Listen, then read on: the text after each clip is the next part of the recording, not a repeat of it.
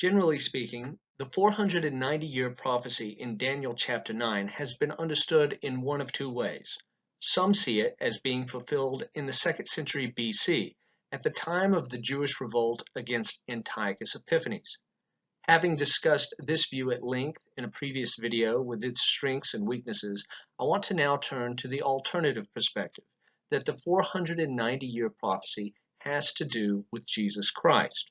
Now, before we can evaluate this view at length, let us first read the translation of this passage that is usually found in English translations, and then we will consider the other way this passage is sometimes translated. 77s have been appointed for your people and your holy city, to finish sin, to end transgression, to atone for wickedness, to usher in everlasting loyalty, to seal up vision and prophecy, and to anoint the inner sanctuary. And know and wisely consider that from the time of the words going out to restore and rebuild Jerusalem until the time of the anointed one, a prince, will be 7 sevens. Then for 62 sevens it will be restored and rebuilt, both the plaza and the moat, but in hard times. And after 62 sevens the anointed one will be cut off, and there will be no one to help him. And the holy city will be destroyed by the people of the prince who is coming. His end will be with a flood. And until the end, wars and desolations are decreed. He will confirm a covenant with many for 1 7. But halfway through the 7, he will abolish sacrifice and offering. And upon the wing of abominations is one that desolates until the decreed end is poured out on the desolator. If the 490-year period in the book of Daniel finds its fulfillment in the person of Jesus Christ, you would expect the New Testament writers to say so.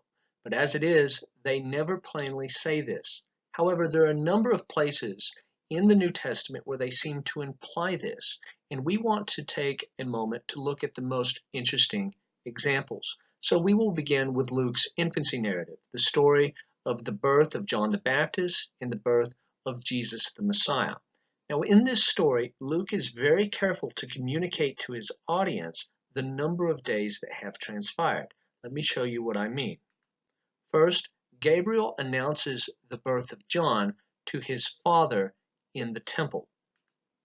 6 months later, and Luke is careful to let you know how many months it is. 6 months later, Gabriel comes to Mary to announce her pregnancy.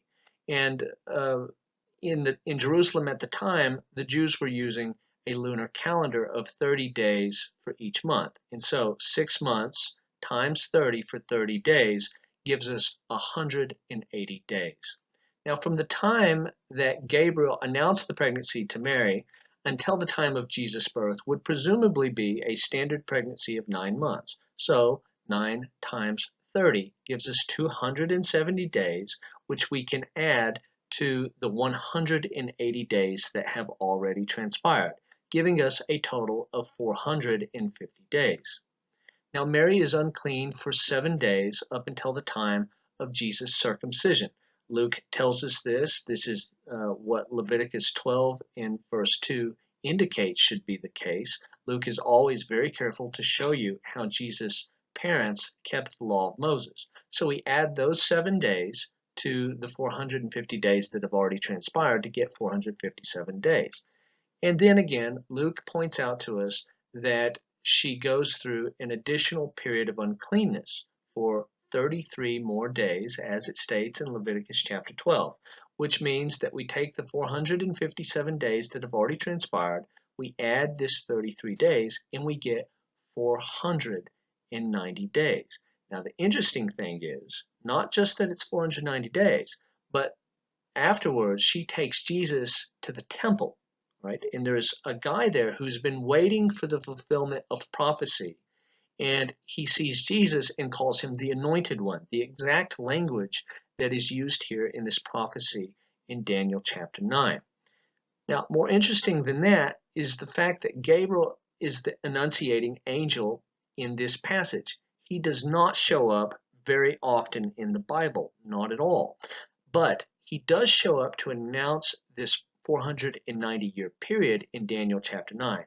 And he does show up to announce the birth of Jesus within this narrative in Luke, which turns out to be 490 days. By framing this story as a 490-day period, Luke seems to be tipping off the audience that the birth of this child, the birth of Jesus, will be the fulfillment of the 490-year prophecy in Daniel, which is supposed to lead up to the forgiveness and the atonement for sins.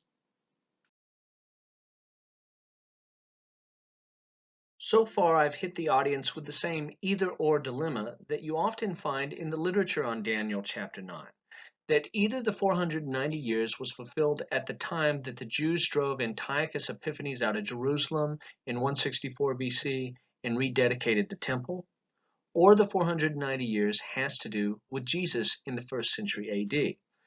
But it may be the case that our fourth gospel writer, John, that he thinks that it's a combination of both, that in some sense, the purification of the temple when Antiochus Epiphanes was driven out of Jerusalem, an event that is celebrated in the Jewish festival of Hanukkah, that is a kind of initial fulfillment, but Jesus is a much greater fulfillment.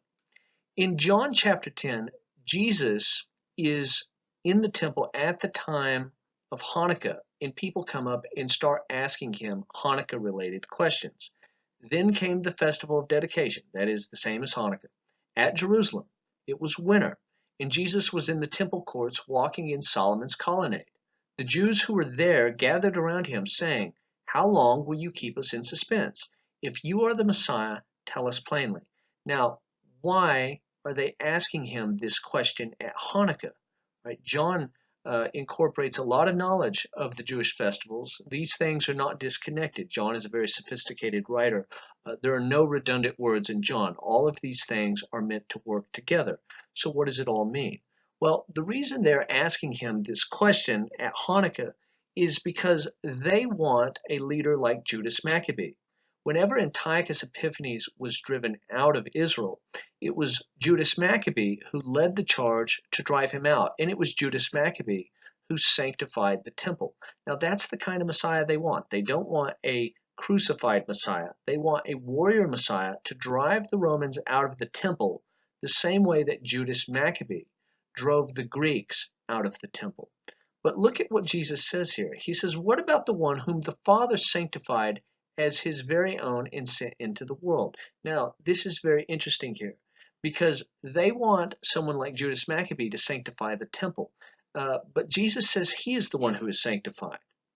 Right? Throughout John's gospel, it has been communicated again and again that Jesus is the true temple. Jesus is the true place of forgiveness, that Jesus has risen above. He has transcended the temple in Jerusalem. This is a common motif in the Gospel of John. And so what Jesus is essentially saying to them here is, why are you worried about sanctifying this temple? Why do you want a Messiah like Judas Maccabee to come and do that?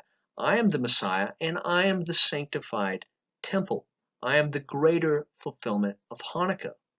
And so if John understands that Daniel chapter 9, that the prophecy does have some kind of fulfillment in relationship to Judas Maccabee purifying the temple in 164 BC, he seems here to say that Jesus is the greater fulfillment. He's not only the Messiah, but he is also the temple that is sanctified. He is the greater fulfillment, the greater goal of Daniel chapter 9. This point about Jesus being the temple can be reinforced by Romans chapter 3. Here Paul states that all sinned and fell short of God's glory, and by God's grace they are freely declared to be in the right, to be members of the covenant, through the redemption which is found in the Messiah, Jesus. God put forth Jesus as the place of mercy, through faithfulness by means of his blood. Now, most English translations here will use a big theological term, like propitiation. And I'm grateful for N.T. Wright's translation. This translation comes from the Kingdom New Testament, which I highly recommend. And here Wright chooses to translate this as the place of mercy because he understands what Paul is talking about. Paul is saying that Jesus is the mercy seat, that spot right over the Ark of the Covenant where the high priest would come in once a year on the Day of Atonement and apply blood for the forgiveness of sins. That is what Paul is saying Jesus is. He has become the mercy seat. He has become the place of mercy, the station where sins are forgiven. Daniel states that the forgiveness of sins comes after 70 times 7 years. With this in mind, let us consider a conversation between Jesus and Peter. Then Peter came up and said to him, Lord, how often will my brother sin against me, and I forgive him? As many as 7 times? Jesus said to him, I do not say to you 7 times, but 70 times 7. Now the question we have to ask ourselves is Jesus just saying 70 times 7 because it sounds cool? Is he just communicating a holy idea, and if he can stick a bunch of sevens in here, he can get that point across? Or is he making an intentional allusion to Daniel chapter 9? It's interesting that Daniel says forgiveness comes after 70 times 7. It seems like Jesus might be saying to Peter, if you want to be a part of this kingdom, where sins have been forgiven, this 70 times 7 kingdom in Daniel, then you must also forgive your neighbor 70 times 7. The numerical correspondence with Daniel 9, as well as the thematic correspondence, this subject of the forgiveness of sins, I think makes it highly likely that Jesus, albeit in a very encrypted way, is trying to show that his kingdom is this 70 times 7 kingdom of forgiveness talked about by Daniel. And if one means to enter, he must also forgive his neighbor accordingly. So it may be the case that these New Testament passages suggest the 490 years has something to do with Jesus. However, that does not help us to work the prophecy out line by line. Those New Testament passages do not tell us what year the 490 begins, what year it concludes, and everything that happens in between. But many people have tried to work this out over the years. And the issue begins with translation. On the left side of the screen, I have the typical translation that is used by those who believe this prophecy culminates in the 2nd century BC at the time of the Jewish revolt and not with Jesus. On the right side of the screen, I have the type of translation that has been used throughout history to suggest that this does have to do with Jesus. And the difference between these two translations is going to be that the one on the left suggests that there are 2 anointed ones who show up at 2 different periods. The one on the right suggests that there is one anointed one who shows up, and Christians have understood this to be the Messiah. Both of these are possible in the Hebrew, as we will discuss here shortly. But let's begin to compare these, and I'm going to start with the one on the left. Know and understand that from the going out of the word to restore and build Jerusalem to the coming of an anointed one, a prince, there will be 7 sevens, that is 49 years. So 49 years will pass, and then you get your first anointed one. Now it's going to move on to the next period. Then for 62 sevens, 434 years, it shall be rebuilt again with squares and moat, but in a troubled time. And after the 62 sevens, an anointed one shall be cut off and shall have nothing. So in this translation, we have our first period of 49 years, an anointed one shows up, nothing else is said about him. Then you have 434 years for the rebuilding of Jerusalem, and at the end of that period, an anointed one, a second anointed one is introduced, and he is cut off. So those who think that this has to do with the Jewish revolt, they'll propose different figures to be these anointed ones, whether it be Cyrus or Onias or Joshua. You can see my last video for that. Now, on the right side of the screen, know and understand that from the going out of the word to restore and build Jerusalem to the coming of an anointed one, a prince, there will be 7 sevens and 62 sevens.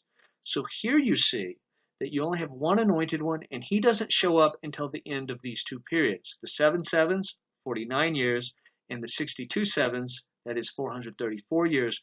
Both of those will pass before you get your first anointed one. It will be rebuilt again with squares and a moat, but in a troubled time. And after the 62 sevens, an anointed one shall be cut off and shall have nothing. So here you have one anointed one. He shows up at the end of both of these 2 periods, the 49 years and the 434 years. And according to verse 26, he gets cut off. Now, to make this more clear, let's look at a timeline so that we can conceptualize this with some visual aid. This is the rendering based on the translation on the left side of the screen, the one that says that there will be two anointed ones at two different periods. In this scheme, the 490 years begins when the word to rebuild Jerusalem goes out. 49 years later, an anointed one shows up, nothing else is said about him. Then for 434 years, Jerusalem is rebuilt in hard times. This period terminates when a second anointed one is killed, a covenant is made, and Jerusalem is destroyed. 3.5 years later, sacrifices cease and the temple is defiled. 3.5 years after that, the desolator is destroyed, and the temple and the covenant are restored. Now let's look at the rendering based on the other translation.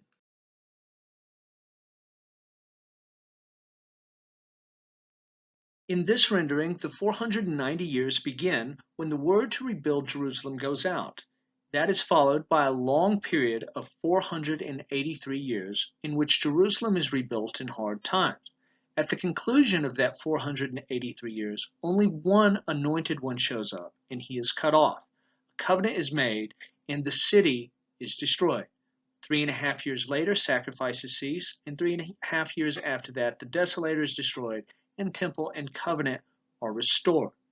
And so before we can look at history and see if we can find dates and events to match this timeline, we need to first see if this particular translation has any veracity. What are its strengths and what are its weaknesses?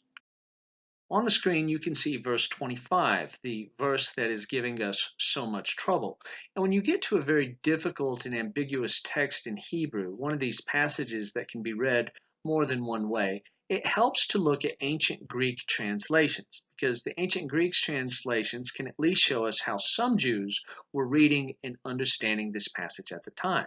When they translated it, did they understand that the 49 years and the 434 years would both have to pass before you get one anointed one, the way the Christians traditionally said, or did they read it the other way, where you get two anointed ones, both of which after each one of those periods? 49 years, one anointed one, 434 years, then another anointed one.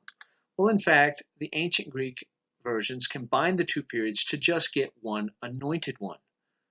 To build Jerusalem until an anointed one, or in fact until Christ. This is the same Greek word that the New Testament writers use when they refer to Christ. But to rebuild Jerusalem until anointed one, a leader, sevens, 7, and sevens, 62. So there we go. We at least see that some Jews understood that both of these periods would pass, the 49 years and the 434 years. They would both have to pass before we get one anointed one. Again, playing into the hands of traditional Christian understandings of this passage. But some are going to fire back at this by paying attention to the marks that have been added to the Hebrew text. These cantillation and vowel marks around the text, Jewish scribes added these to help people understand the passage. The Masoretic text places an atnach, that is this little backwards L-looking thing, to mark the midway point of the verse between the 7 and 62 weeks, suggesting they are to be taken separately. So 49 years, then you get an anointed one, and then 434 years, and you get another anointed one. So it says here, until anointed one, a prince, sevens, 7, and sevens, 60, and 2. Now the fact that this mark shows up at 62 suggests we have this pause. Again, 49 years, an anointed one, and then we have a whole new set, 62 years, 62 sevens until another anointed one, and two anointed ones, 2 periods to be taken separately. But some are going to fire back against this and say that the pointing is late and may reflect anti-Christian bias. All these marks that have been added to the text, they are added by scribes about 1,000 years after Jesus. Now, by that time, Jews had had a lot of arguments with Christians, and they were likely aware that Christians used this passage to show that Jesus is the Messiah. So they may have added these marks in such a way as to inoculate the text against Christian interpretation. Now, I've read scholars who care a lot about these marks around the letters, but there are some who will point this out and say, no, all of that can be very biased and we should not take it into consideration. But we still have another issue to deal with. If there's only one anointed one that comes after these two periods, well, then why distinguish the two periods at all if nothing happens in between them? To make this point, let us go back to our timeline. Here we can see the other translation, which says you have two anointed ones. Right? Here we have 49 years, then an anointed one shows up, and then we have 434 years, and a second anointed one shows up. But in the traditional Christian view, we have 7 sevens, that is 49 years, and then 62 sevens, 434 years, and then an anointed one shows up and is cut off, who is understood to be Jesus Christ. Well, this begs the question, if nothing happens in between these two periods, then why are they distinguished? So it says 7 sevens, and then nothing happens. We just move straight on to the next period, 62 sevens, add them together, 483 years. Well, if we were just going to go through 483 years before we get to anything, how come it doesn't say 69 sevens? Right? That would make more sense to say 69 sevens, 483 years, and then we get to the anointed one. Why separate 49 years from the 434 years if no events happen in between them? And if you read the literature, this is one of the main reasons translators are so hard on the traditional Christian translation. It just makes no sense to distinguish these two periods if nothing's going to take place in between them. Now, I could reply to this by saying, look, there are a number of scholars who suggest we have Jubilee theology going on here in this prophecy. If you've seen my first video, you know what I'm talking about. Every Jubilee, folks would get back their land inheritance. Well, when the exile ends, when the 490 years is up, you have the ultimate Jubilee. Everybody receives the land inheritance that God has for them. That's why it's 490 years. It's 49 times 10, the number of Jubilee times 10. Well, maybe the 49 years is separated here, not because there's an event in between, but maybe the 49 is just to tip us off to the fact that this is a Jubilee type prophecy. And if that is indeed the case, then traditional Christian understanding is okay. We don't need an event here in between these two periods. We have a reason for why the 49 years is distinguished. Now let's go back to the other view just for a moment, because there's a weakness here that I don't think is oftentimes pointed out and exploited. So we have 49 years and then an anointed one, then we have 434 years and another anointed one, and neither one of the anointed ones are Christ. Well, it's awfully awkward because the first anointed one is introduced in verse 25, and that's all. He's just introduced. He's not described. He doesn't do anything. You just have an anointed one pop up. And then in verse 26, you have a second anointed one who is not introduced at all. He just dies, right? So we have an anointed one introduced, doesn't do anything. And we have a second anointed one who just dies, and he was never introduced. Well, that's very strange. That's very awkward. At least in the Christian view, when you have just one anointed one, you can combine these and it makes sense. In verse 25, an anointed one is introduced, and then in verse 26, that same anointed one dies. No awkwardness. We had an introduction, then we're told why he was introduced, what happened to him. This view here, and it's strange to me, it doesn't show up in the commentaries. How come scholars are not scandalized by this awkwardness in the view that is more popular, that it's just about the 2nd century BC, it's not about Jesus. These are two different anointed ones, neither one Jesus. One is introduced and not described, the other one is described and he was never introduced. That is strange, and I wish that interpreters would acknowledge this and take this point on. Now that we've got the translation question out of the way, we can move on to trying to match our 490 years against specific dates in history. And we know from Daniel that the 490 years begins whenever the word goes out to restore Jerusalem. For those who need this 490 years to culminate with Jesus Christ, there are generally two different points in history that have been espoused as the starting point for the 490 years. And the first one is based on Ezra chapter 7. Artaxerxes, king of kings, to Ezra the priest, teacher of the law of the God of heaven, Greetings. Now I decree that any of the Israelites in my kingdom, including priests and Levites, who volunteer to go to Jerusalem with you, may go.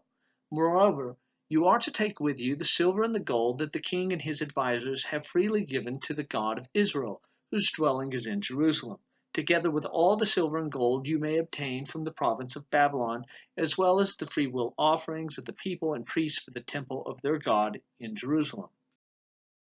With this money be sure to buy bulls, rams, and male lambs together with their grain offerings and drink offerings, and sacrifice them on the altar of the temple of your God in Jerusalem. The rest of the silver and gold in accordance with the will of your God.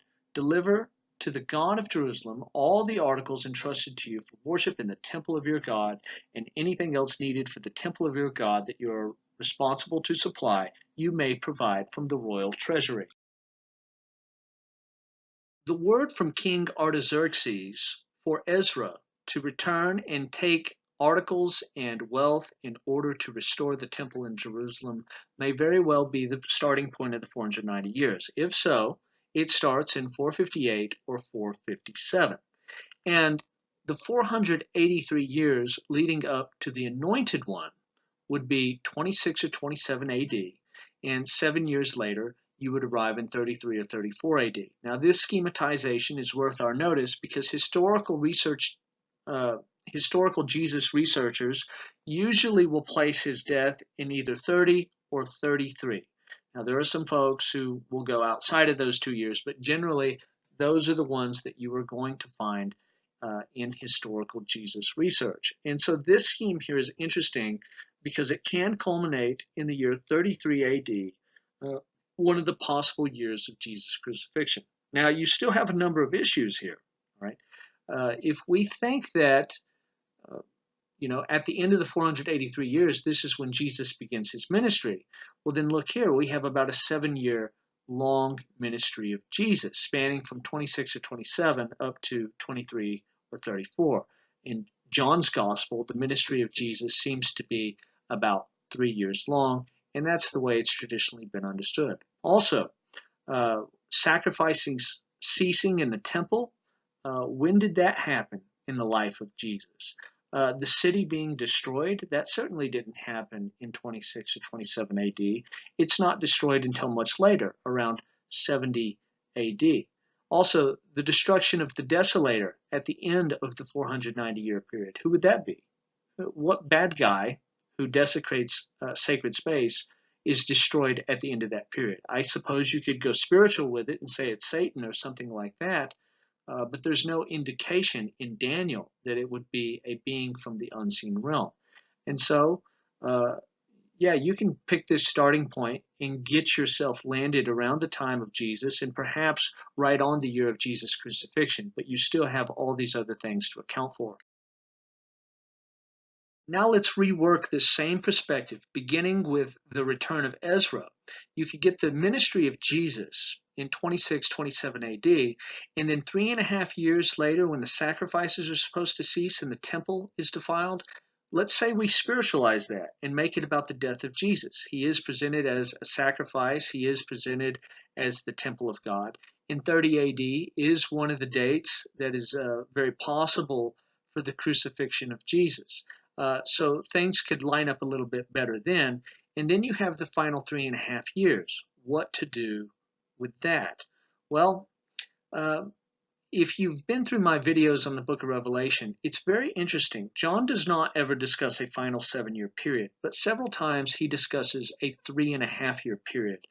And the thing about this 3.5-year period is he doesn't seem to take it literally. He seems to think it's the entire church age, because in Revelation chapter 12, as soon as the Messiah is taken up to heaven, the 3.5 years begins, and it doesn't end until he returns.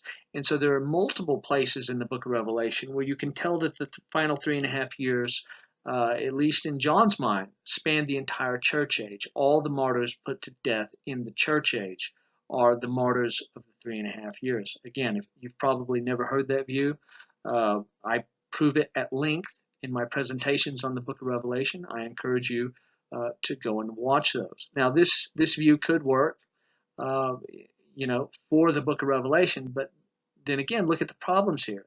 We're taking almost all of the 490 years literally, and then the final 3.5 years are not literally. They are spanned out over the entirety of the church age. Now that's obviously going to be problematic. Again, still, notice that right at the end of the 483 years, when the Anointed One appears, you still need the city of Jerusalem to be destroyed. Again, Jerusalem was not destroyed in the time of Christ. It was destroyed 40 years later.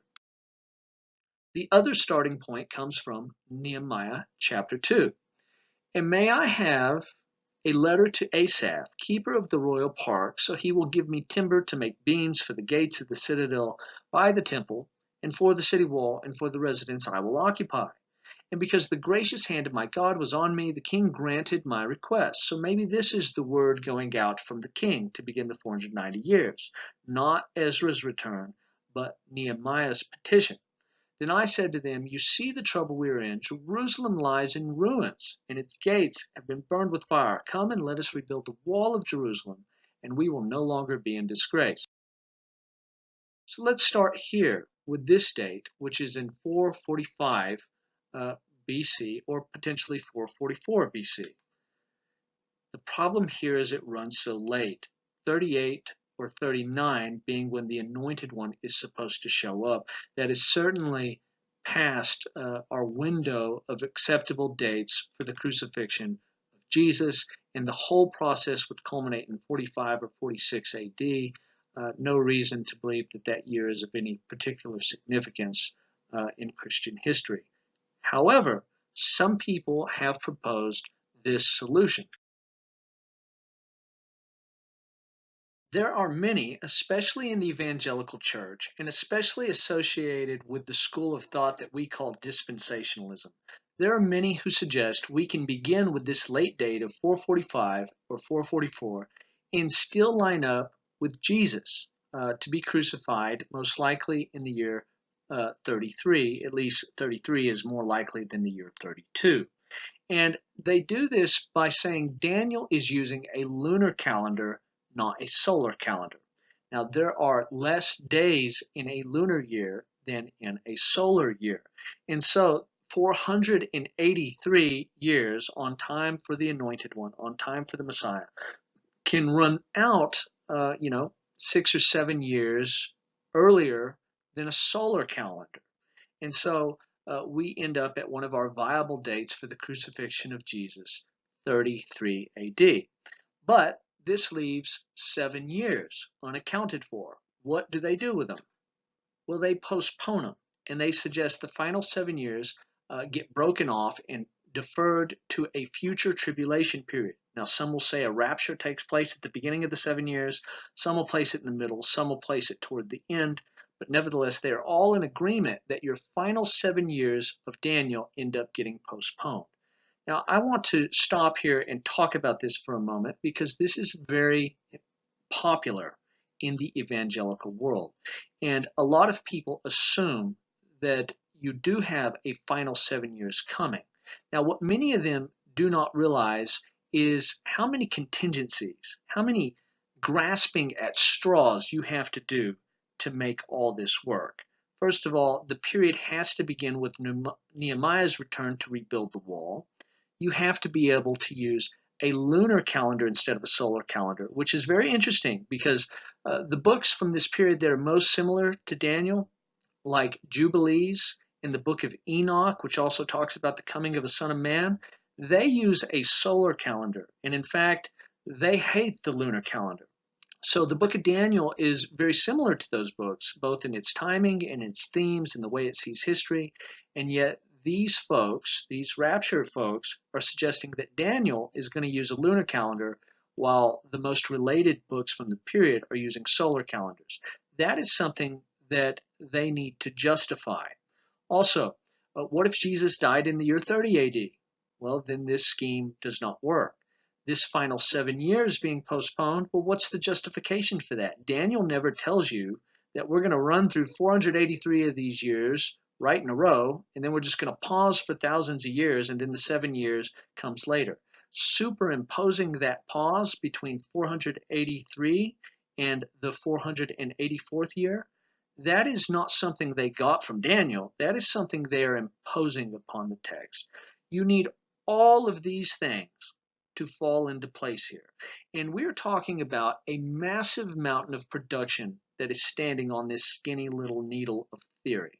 Sermons, books, podcasts, end-time ministries, flowcharts, television shows, all sorts of things devoted to exploring what the final 7 years will look like and when the rapture will occur. It is all standing on this skinny little needle.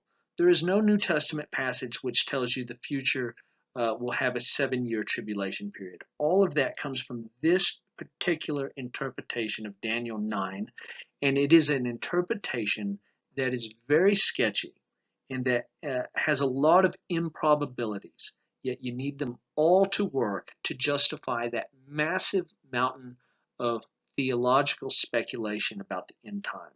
And I, for one, just do not buy it. Now, if you get online, you can find all sorts of views that people just make up as they do this. Here's one that begins in 457 BC. It says, when Jesus is baptized in the year 27, that's the end of the 483 years. But again, you have a problem here. This is when the city's supposed to be destroyed. The city was not destroyed in the 20s or the 30s, something that Christian interpreters who want to use this passage to predict Jesus, this is something that they will always have to deal with. He places the crucifixion of Jesus in the year 31. Most historians will not do that. And he shows the process, the whole 490 years, and the great end of exile, culminating with the death of Stephen in the year 34. Even if he did die in that year, which, again, is very tentative, how would that end the 490 years? And so I'm just using this as an example. Beware of just any old scheme that somebody throws on the screen, because chances are they are not going to take time to show you the weaknesses in their theory. This is why in the videos I've made on this chapter, I have not espoused any particular theory, because I know that they all have weaknesses, and I just want you to understand that they all have weaknesses and not be gullible to any particular rendering. Let us conclude our study on Daniel chapter 9 by briefly considering the strengths and weaknesses of the two main views. Now, the view that we explored at length in our last video was that the 490 years builds up to the Jewish revolt and the ousting of the Greeks from Jerusalem in the year 164 BC. The strengths of that view. The first 49 years can be accounted for whether we begin the 49 years with Jeremiah or Cyrus, and in that period with the first anointed one being Cyrus or Joshua or Zerubbabel. The subscribers to this interpretation can in fact account for the first 49 years.